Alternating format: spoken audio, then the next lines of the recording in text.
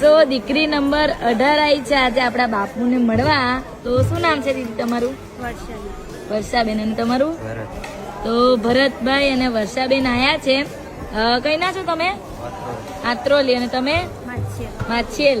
તો એમના પિયર એટલે કે આપણા લવાલ ગામમાં બાપુના ઘરે આવ્યા છે. તો કેવું લાગ્યું તમારું પહેલું લગ્ન? બહુ મસ્ત. એટલે સૌથી પહેલા સમૂહ લગ્નમાં તમે લોકો હતા. તમારું 18મું નંબરનું જોડું હતું. તો કેવું લાગ્યું તમને?